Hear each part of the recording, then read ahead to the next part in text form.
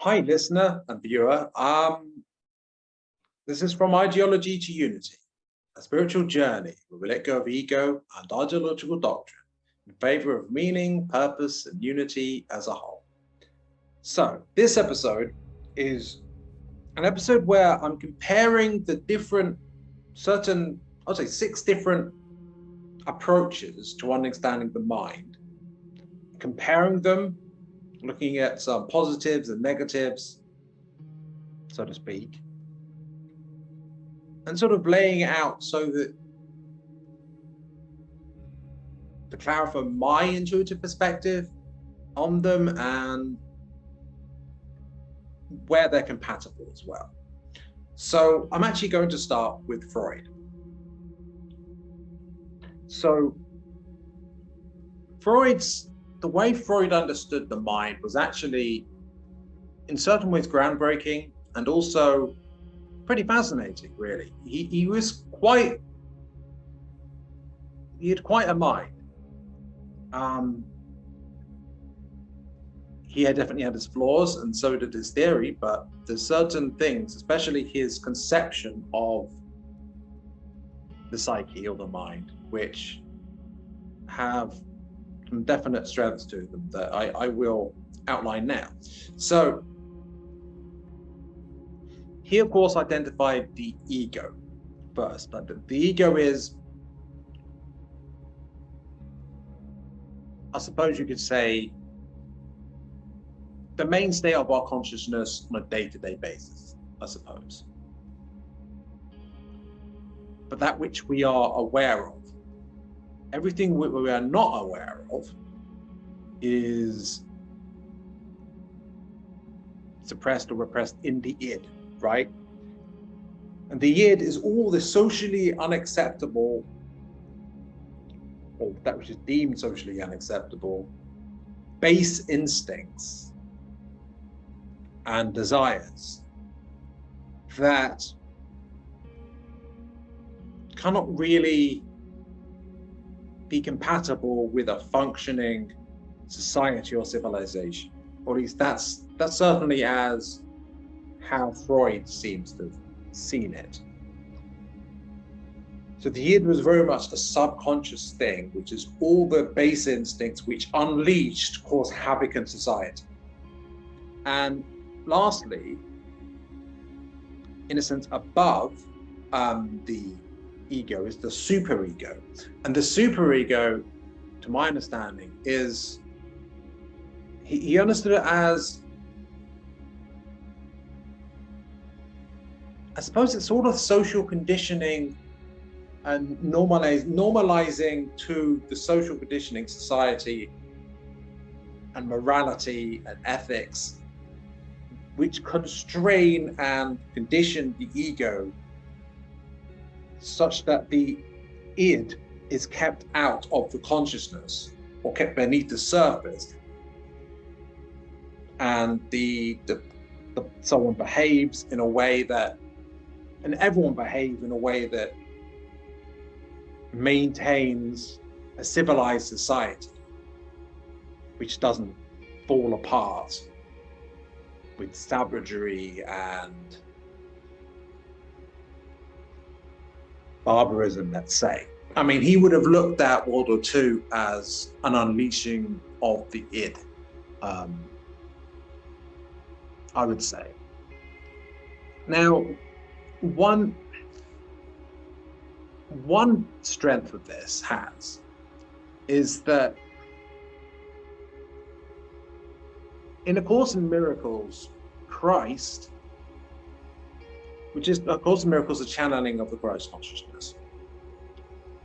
I'm actually going to do an interview of one of the scribes who wrote it later today, actually. But yeah, according to A Course in Miracles, a strength, or Christ even, a real big strength of Freud's model is this superego, ego, id model, in that it recognizes that, how do I put it? There is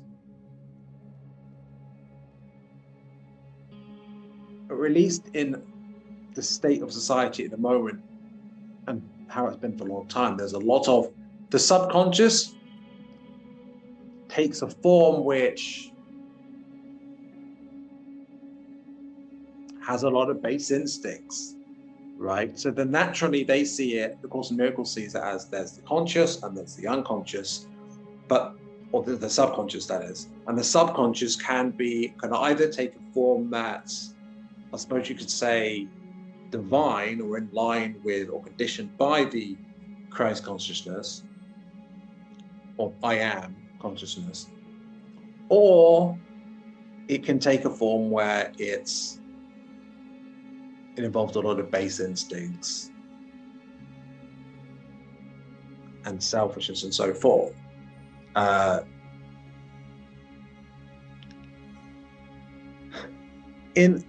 So a strength of Freud's model, according to Christ in Course in Miracles, is that the id represents, I suppose you could say, the fallen state of the subconscious when it's in this fallen state, but that Jung's perspective, Carl Jung's perspective, is almost like too neat and tidy, and while it's very holistic, it treats the subconscious like it talks about the collective unconscious, the personal unconscious, and it treats it like almost like it's more beautiful than it is, or like it's, when really it's a complicated mess of base instincts, essentially, but applied to social maneuvering for social status and insecurities and base desires, essentially. But the strength of Freud's model is that if you just modify it slightly, you can account for the subconscious can take a form where it isn't like the id, but rather it's shining with divine light and connected to the I am and source, I suppose, or the Christ consciousness, and that the Christ consciousness is a bridge between the ego, which is like the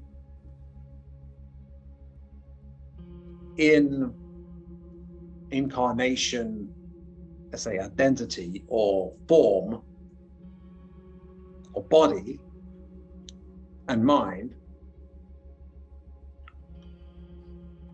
and that the superego, I suppose, represents a higher influence upon the ego, which can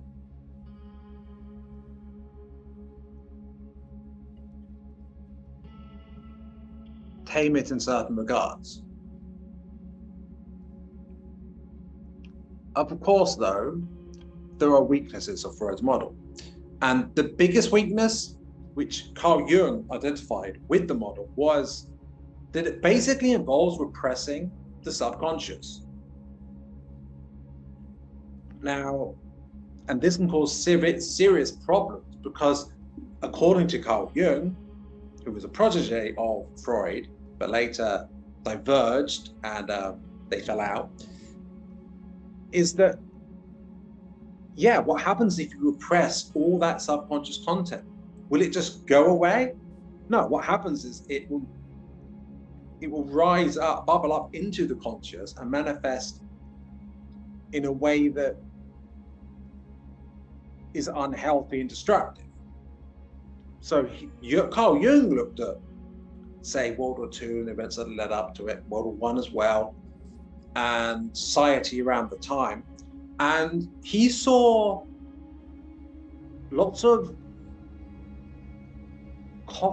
psychic or contents in the psyche that is not consciously in the light of awareness, and yet is very much part of the psyche, and that it still plays a role in the psyche, just not in a controlled, healthy way, not in a harmonious way, but rather bubbling up to the surface and involving projection. So what will happen is someone rejects something as part of them. Let me think of an example. I suppose someone believes in hard work and discipline and really pushing themselves to get things done, to be hardworking. They feel like their sense of self-worth and identity is based around that.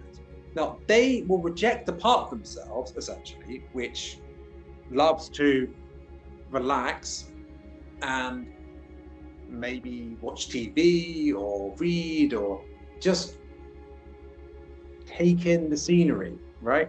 Or whatever it is, and just relax and not do anything at all. Just, relax, essentially. And someone like that will see in other people in their life, they will see those people who don't work hard like they do as deficient, less worthy than them, and also perhaps even a threat to getting things done and a problem that needs to be solved, that they judge those people as, oh, you're not worthy like me, I get things done, right? But simultaneously someone else might rebel against the whole idea of getting things done, and their idea might be, they might reject in themselves the part of them that would like to get stuff done. And they will see other people who do that as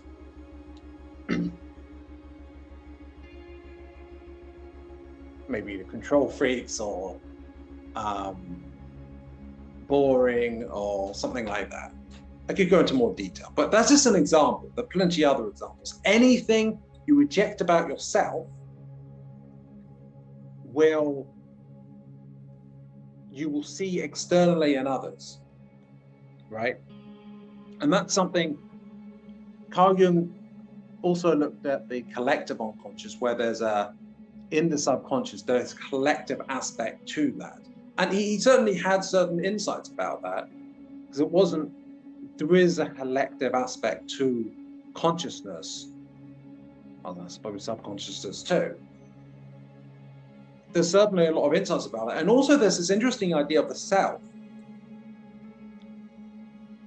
where in the depths of the subconscious, which he called shadow, is you can actually find the light of a holistic light of consciousness that represents the whole psyche. But you need to look within the depths of your inner darkness to actually find it. Although interestingly, from a more Law of One or of course a miracles perspective, that's actually yourself as a whole. That is you. That's the I am. So to lay it out, like Freud, he believed that there was an ego. That was what you're consciously aware of being. That there was the shadow, which is all the repressed psychic content that you do not accept as part of you. And everyone else, anyone that reflects that which you reject about yourself, you project onto as lacking in a certain way, right? Or as an enemy or a threat or something. And that the self as a whole is like a circle surrounding the whole thing, the whole psyche, which is the whole psyche as a whole. And if you integrate your conscious with your subconscious, the light with the darkness, what you accept about yourself, what you reject about yourself, into one, then you become a more holistic person who is more balanced and stable. And there are significant benefits to doing shadow work from a Jungian perspective and going through the process of integrating your shadow. There is a problem with this though, and that it can go a certain distance, say, in helping you stabilize and balance your psyche. It can give you more awareness of yourself to a certain point. But it doesn't take you all the way. In fact, it might stabilize your ego to a certain point where, but it won't free you from your egoic programming. It won't necessarily free you from the suffering that comes from ego and your identity, your sense of identity. In fact, you might look at people who haven't integrated their shadow or gone through any shadow work as inferior on that basis, as that it doesn't necessarily free you from it. It helps potentially, but it doesn't really free you from it. That's the problem. So more on that later,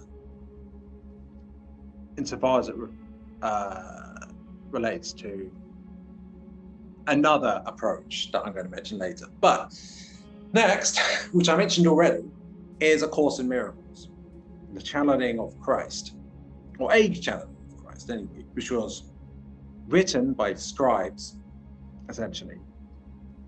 And yeah, so instead of these three categories, you can broadly divide the psyche from this perspective as there's the I am Christ consciousness, that I am and you are and we are, right?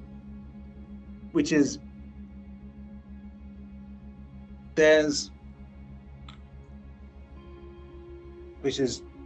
we are God the Son and we are brothers and one with the Christ consciousness in Christ, who's also a son of the Father. There's the Father above, I suppose you could say all that is, or God the Father, which is the whole of reality, or the creator, essentially, like all that is or source in Lord One. And then below that, there's the Son, which is Christ, and then his younger brothers or sisters, who are us, right? And then I suppose below that there's ego. But yeah, more or less two categories: the I am and the subconscious, and the egoic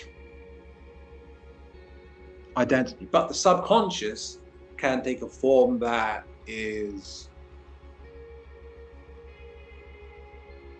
connected and blessed and in line with Christ consciousness, at which point imagine it as like a golden shining light layer beneath. So there'd be two layers: the layer of the I am, below that the layer of the subconscious, which is shining brightly, right, radiantly. But it can take another form, which is egoic, essentially, where not in touch with the divine light of the I am. It's I could go into details. Honestly, if I'd read the text more extensively, if I knew it better, I could probably go into more detail. But essentially, it's like the ego, a more fallen state with a lot of suffering and conflict and so forth. I think you know what I'm talking about anyway. Similar to this is Neville Goddard's conception of things. So, backtrack a little bit. I forgot to mention the positives and negatives of A Course in Miracles. So, one benefit, if you compare it to the Law of One, for example, of A Course in Miracles, is it frames things in a very Christian kind of way. Well, naturally, it's channeling the Christ consciousness, right? So, for those in the West or of a more Christian mindset, have been Christian or kind of into Christian mysticism and that sort of angle, it's more accessible and appealing to that mindset, I suppose. And that's a serious positive that the Law of One doesn't necessarily have, because the Law of One has this vibe, in my opinion, that's very much like Vedic ideas, like Buddhism and Hinduism. It's got a more Asian vibe, even though it's actually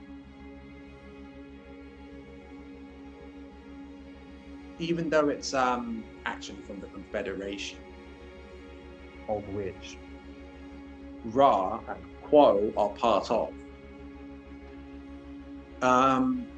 That's not necessarily a disadvantage per se of the Law of One, and it's not per se an advantage of Course in Miracles that it has a more Christian framing, but it does help for those who prefer that approach. It's nice that there's another approach that's more Christian-esque, right? And a downside of Course in Miracles, if you could really say it's a downside, is that there's lots of aspects of mysticism and New Age ideas and Hermeticism which it just doesn't go into, right? And that's fine, because maybe it's focused on what, well, from Christ's perspective, what matters in terms of what was important for him to communicate in A Course in Miracles. But nevertheless, I suppose you could say it's kind of a downside in that it's missing from the overall picture of A Course in Miracles. But A Course in Miracles is quite big as it is, so it's not really a problem. There's plenty of gold to find in that to really help raise your awareness. Anyway, Neville Goddard is quite interesting. His studies really are. So, like A Course in Miracles, the term I am is used. The I am it's beingness, the being that we are, that I am, right? Not the ego, but the true I am being, the I am consciousness. And the idea is there's the I am, and then there's the, honestly, there's more details I'm kind of missing out on. I'm going to skip certain nuances and detail she outlined, and let's stick to the basics here. There's the I am, and then there's the subconscious. And the way he portrays it, in a sense, a bit like the Immaculate, when he's talking the Immaculate Conception, and he talks other things in the Bible. He uses biblical stories to describe what's going on. He says basically that the I am impregnates, or the I am consciousness impregnates the subconscious with, or can impregnates the subconscious with conditioning, essentially, or with visualizations which manifest in their external life, right? And if that person is coming from a place of love and visualizing what they desire as having what they desire now, and visualizing having it and how they'd feel and what it involve, it can manifest in their external life, so to speak. The internal external is, an illusion anyway, but you know what I mean. He also describes it like imagine there's a play, right? And there's different roles within the mind that represent different actors, and not literally actors, different participants in putting on a play, right? There's like the writer, there's the screenwriter. Wait, I can't remember the details. There's basically the person who writes the story. There's a person who sorts out the actual production. There's the actor. Honestly, I can't remember the details. Maybe I could do a better video about this another day. But yeah, so there's different roles that represent different parts of the process in manifestation. But yeah, the long short of it is, like I said, there's the I am consciousness that conditions the subconscious. It's kind of like programming. It programs the subconscious, and the subconscious will reflect the contents that are impregnated into it. And so when you're going about your life, day-to-day basis, you're acting based on the mental programming, but that you can consciously program, the programming and how you will act will generally reflect that. Yeah, I think that more or less sums it up. Now, you might notice it does actually have quite a strong similarity to A Course in Miracles representation of things, because it's a different angle on the same thing, essentially. What positives are there? One positive is that it's compatible with the Course in Miracles approach, and it's compatible with the Law of One. That's pretty good.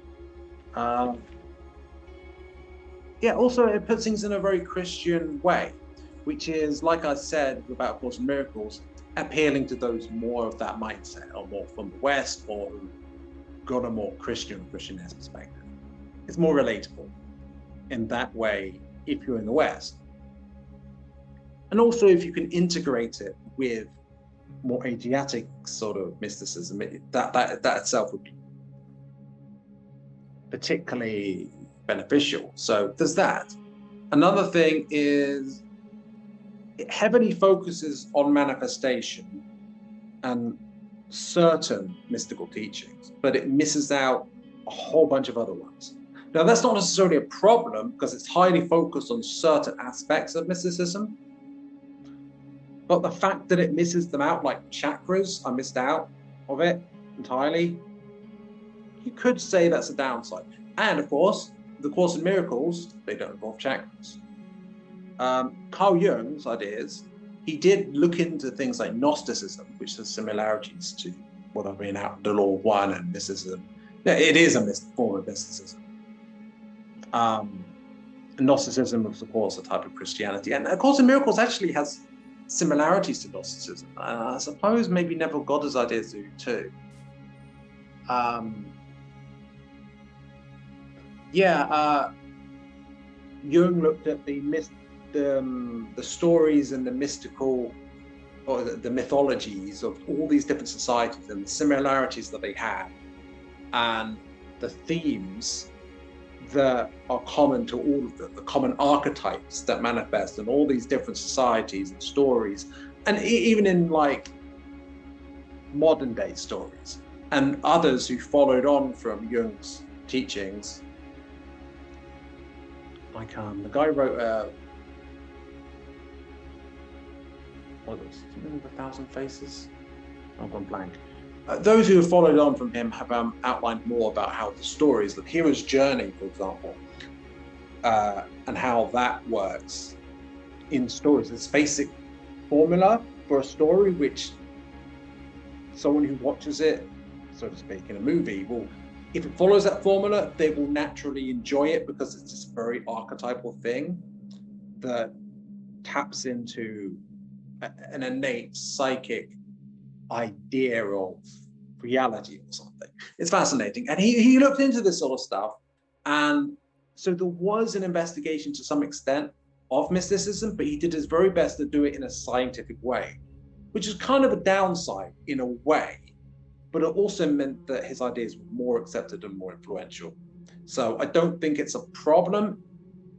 Well, it kind of is, not really. It's just a difference, really. And you could see it as a downside, but you know, I have a great respect for Jung and his work. It's just there's different puzzle pieces, I suppose, and yeah. And Freud, of course, he was an atheist. It's actually quite amusing because in A Course in Miracles, Christ says that he tried to communicate with Freud a bunch of times, and that he was stubborn and he wasn't receptive, and maybe he just wasn't willing to accept that's what was actually going on, that he was being communicated with by Christ. So yeah, but Christ actually said out of all the psychological approaches, in some ways Freud's one was the most accurate, and they actually, in some ways, he had a great mind. Am I misquoting? Maybe the details anyway. But yeah, so, and of course, Freud didn't really look into mysticism that much. So that's a downside. He didn't talk about that sort of thing, but there's certain aspects to his model itself which have some strengths, like I talked about. Well, next we're going to talk about the law of one. Law of one is a bit different in that it focuses on the chakras. Has a lot of similarities to yoga and Vedic traditions from India and that sort of area. So you may well know what the chakras are, but just in case you're not, they kind of go up. It's like, okay, so we've got our physical body, we've got our spirit, and that we are the observer, spirit, consciousness, I am.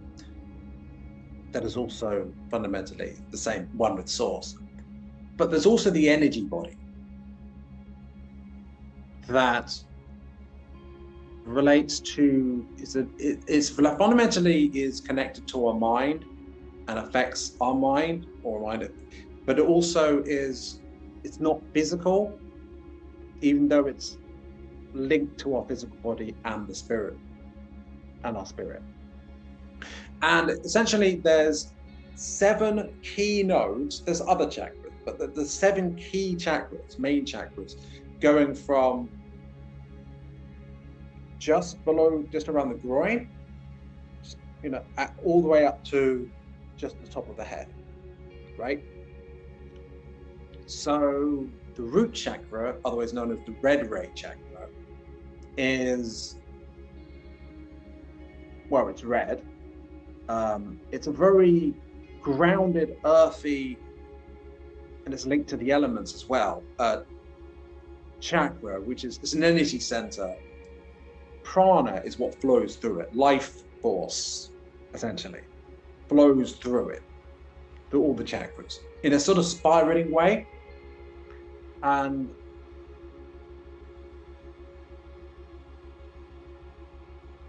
each of these chakras, by the way, is linked to, in law of one, a density of going from the first density to the 7th density, which represents different, similar to dimensions, but not quite the same thing, different levels, I suppose, of consciousness and awareness. The root or red ray chakra is about survival and basic survival instincts. And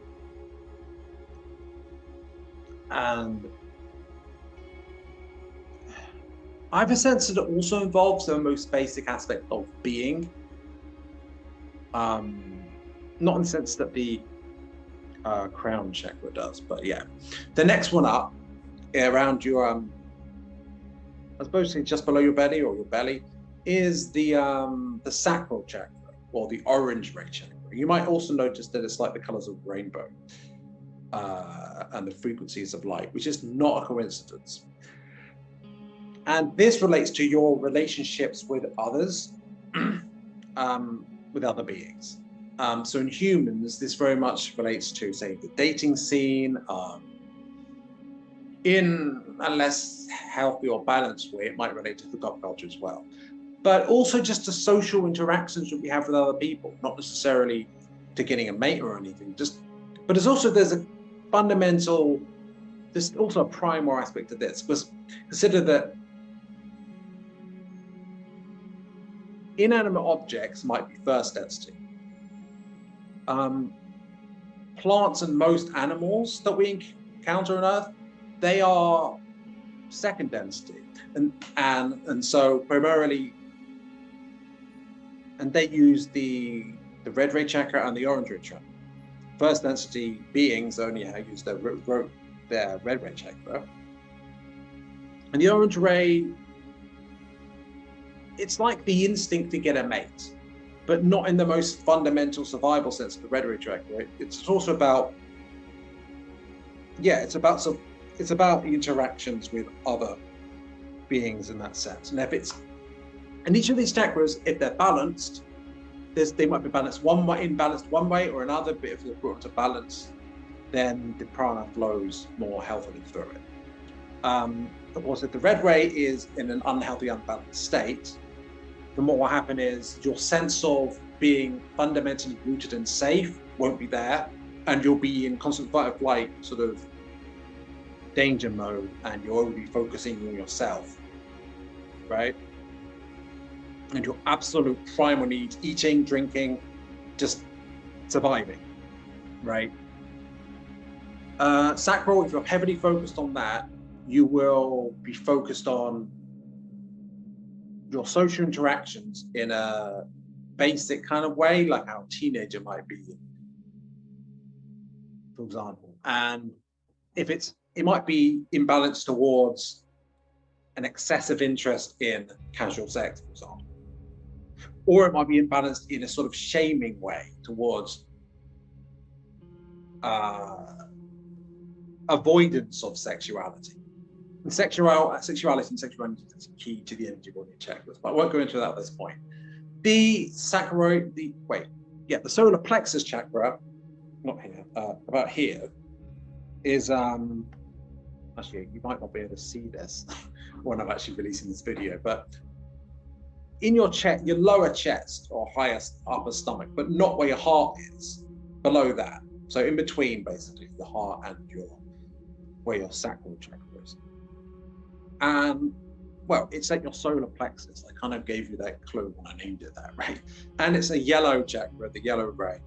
And what it's about fundamentally is the more complex social interactions in a society, or perhaps even in a civilization, whatever that means. Consider that animals typically don't have that, and we do. Now, maybe you could speculate about whether dolphins have a sacral chakra, or maybe your pets might develop certain aspects of the sacral chakra through interaction with humans. But generally speaking, yeah, it's about when you're concerned with filling in your taxes, it might well involve your solar plexus, and also involves your egoic identity, who you are and how you fit into the social structure of society. Social status and all that is key to what solar plexus deals with. And also it might deal with, I suppose you could say logic, but not in a way that's heart-centered and compassionate, but more in a matter of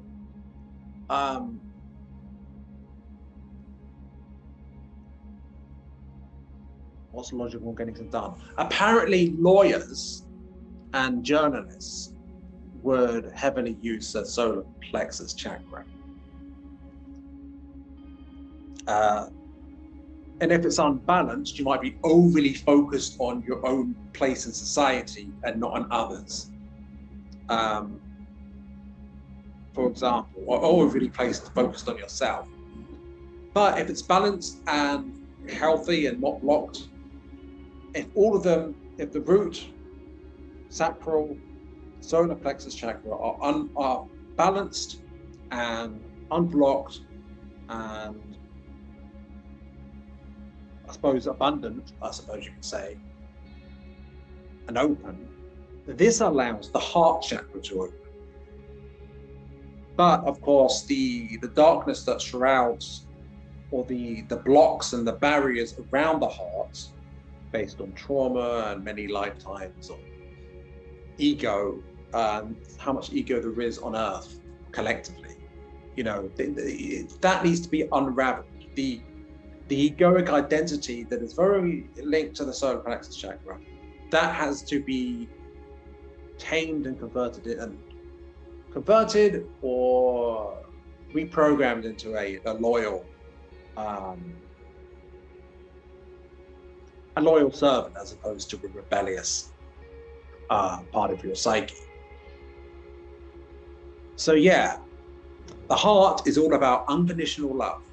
Now, we have this idea of love in society, right? Of romance. And that this person's my special someone and we'll be so special together. And there's a possessiveness that's often about this, despite how there are positives to it. And there's it's often very egoic.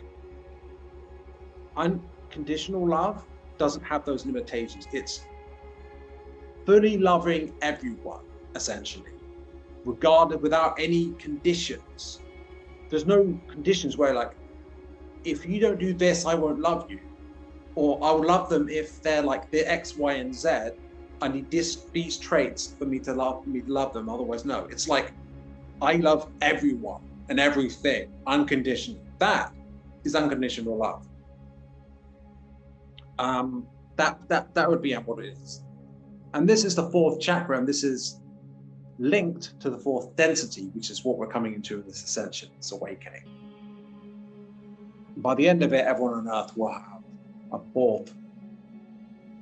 Their fourth chakra will be fully open. That's my understanding.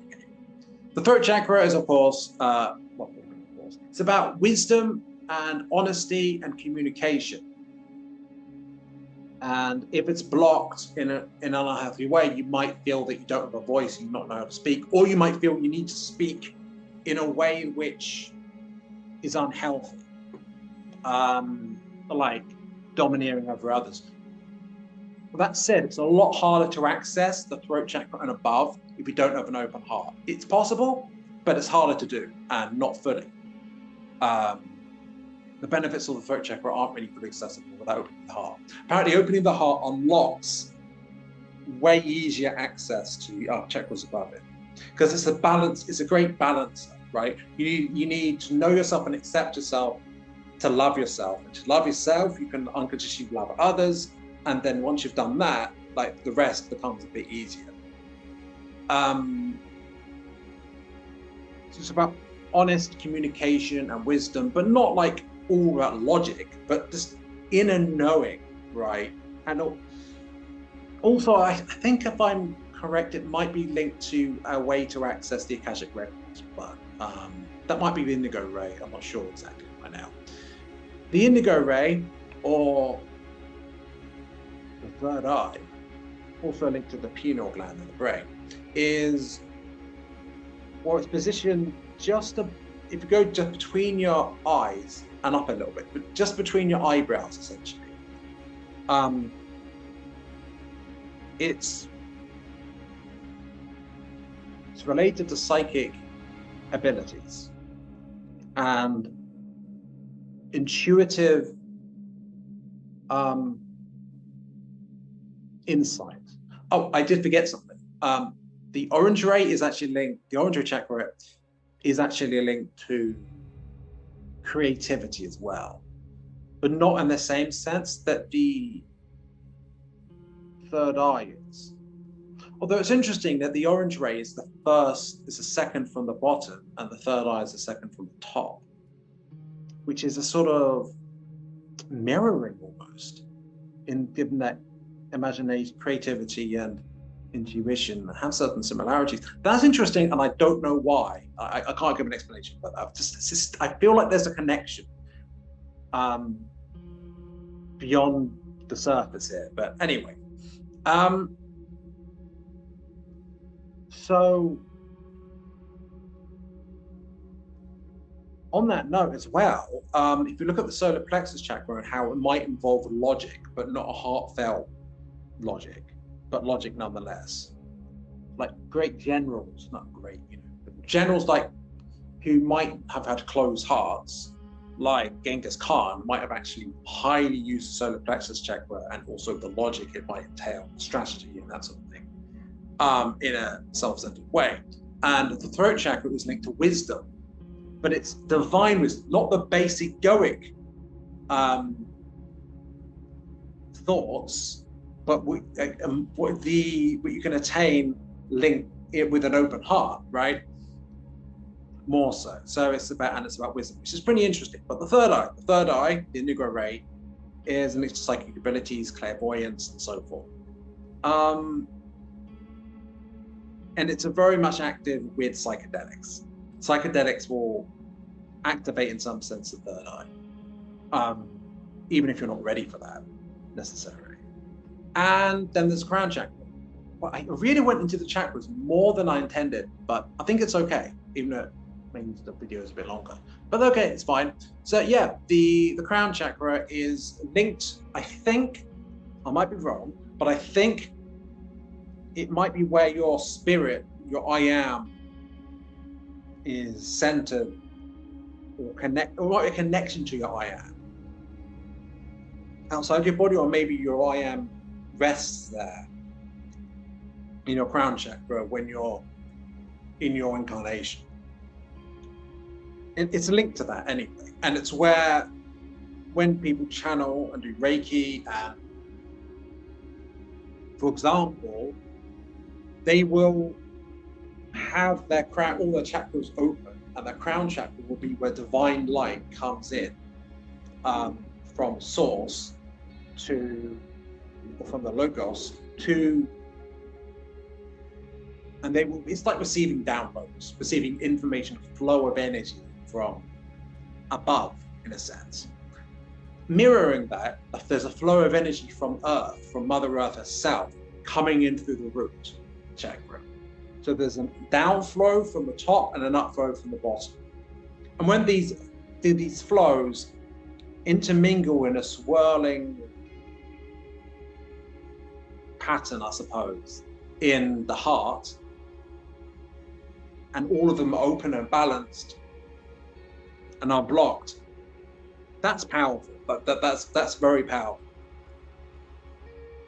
And so, yeah, I think I've outlined it because I've outlined how the ego is linked to the solar plexus, and how an open heart allows us access to the higher chakras above it, including the crown chakra, or the violet ray chakra. Sometimes it's associated with white, but it's the violet ray chakra, which is linked in some way to the I am. But of course, we are always the I am observing anyway. We're not aware of that. But yeah, you open your heart, and you're no longer, and what happens to solar plexus chakra will no longer take on an egoic form. That's my understanding of it as things stand. Lastly, there's Aaron Abke. Not to put him on a pedestal, but I am, his approach largely resonates with mine. I feel like, as I've learned a lot from his Mastering My Course and his videos. And what's interesting about his approach, firstly, he integrates the law of one with the Course in Miracles. He seems highly to draw upon them a lot, which is great because it's got that combination of the more Asiatic style and the more Western Christian style. And also it draws upon the wisdom of the Confederation and Ra and Quo, which is fantastic. Of course, the law of one also has connections to ancient Egyptian and Hermetics, ancient Egyptian mythology, teachings and wisdom and Hermetics.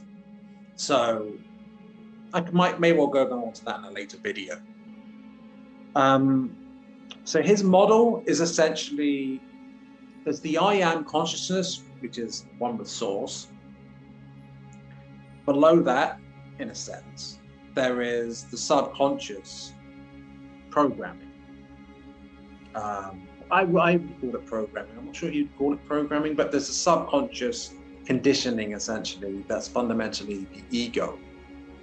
And for him, I get the impression that when he talks, instead of comparing, there's the conscious part of, there's the ego and the subconscious. To him, ego it's all ego, and it's all kind of conditioned by the I am, I suppose. So it's either it's the mental programming that's either, and maybe, sure, there's some of the mental programming we might be aware of and experience through our moment-to-moment experience. Suppose you don't have an open heart and you're not in a dwelling in the I am, then your moment-to-moment experience would largely be filtered through egoic programming, which is, like I said, programming based and conditioning about maintaining your social status, and fight or flight applied towards maintaining the ego and control, and so forth. And it's based on negative self-beliefs, which are themselves programming, mental programming, such as not being good enough, being incomplete, and so forth. And this can take this subconscious or ego, because them kind of merged together in his model. There's two forms: the loyal servant or the ego, which is like a wild beast. And in fact, in one of his videos, he talks about from the New Testament, Jesus talked about a parable of the lion, I think, and what it really means. And yeah, imagine there's this majestic, glorious lion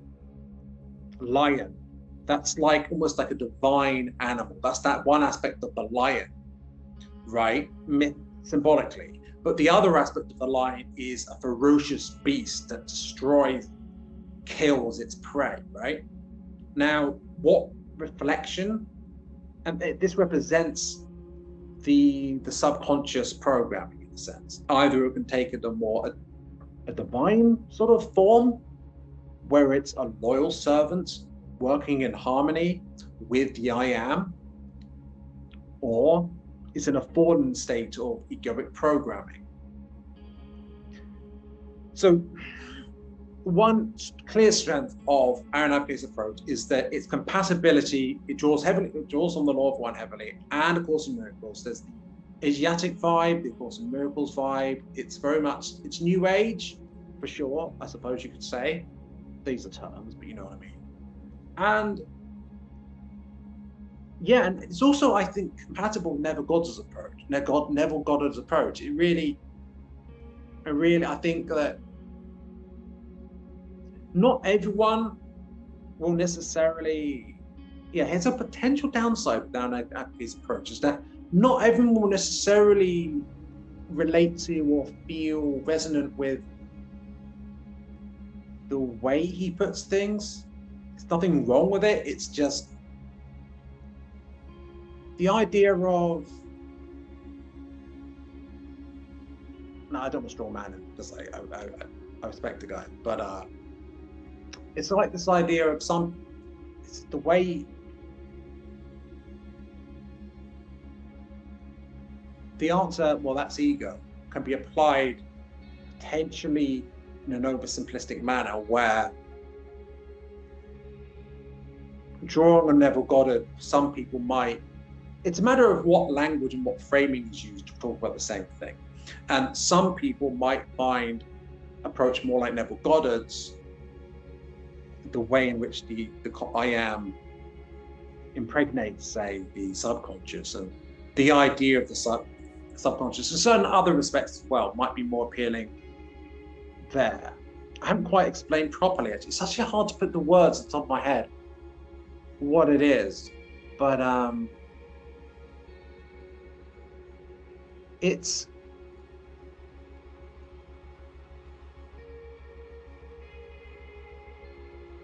I don't feel ready to articulate yet what it is. And it's not even a criticism of Aaron Abke's approach. It's just there are different ways of describing what's being described.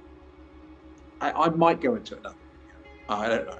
Anyway, another positive is faster liberation from the ego. This is the main, biggest strength of this approach. And it's it's fantastic, this, because with Carl Jung's approach, you can only go so far, right? And it's likely you won't. If you integrate your shadow, maybe that means awakening and opening your heart, but it's likely it won't. And it only takes you so far, and it kind of stabilizes the ego instead of transcending it. The law of one are typically a new age ideas, the new age movement. It's great, it's fantastic generally, but there's the quick route and the fast and the slow route, right? The slow route, which is typically more done, that's my impression, is that gradually doing the inner work, doing shadow work, looking within, recognizing when stuff comes up, and gradually and eventually you will open your heart and you'll be awakened, right?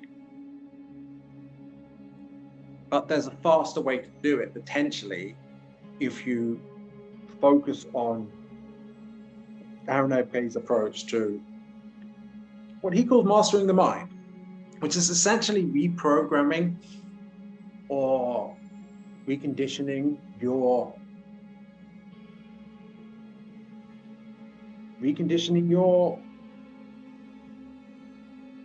subconscious programming into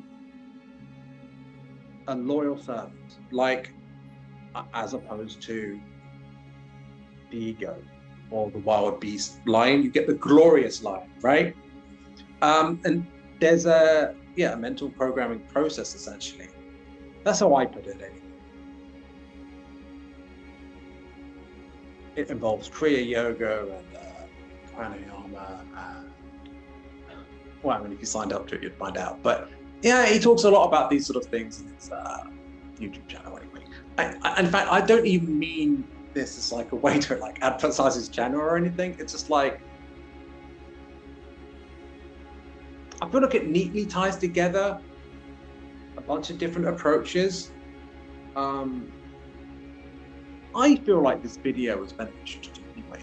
Actually, though, one thing it might miss out on, his approach, is just that it doesn't focus on certain aspects of New Age or mystical ideas, right? But that's not necessarily a problem, because maybe those aren't the most relevant things to mastering the mind and coming back to the heart chakra, you know, and having a subconscious program, being a loyal servant, and being present, essentially. So that's everything. That went on for longer than I intended, but I'm happy with what I've said, I think. There are certain points where I wasn't quite sure off the top of my head what that thing I want, how to express a certain, what was in my mind's eye. But I'm pretty happy with how I've done this. I hope you enjoyed this and found it interesting. And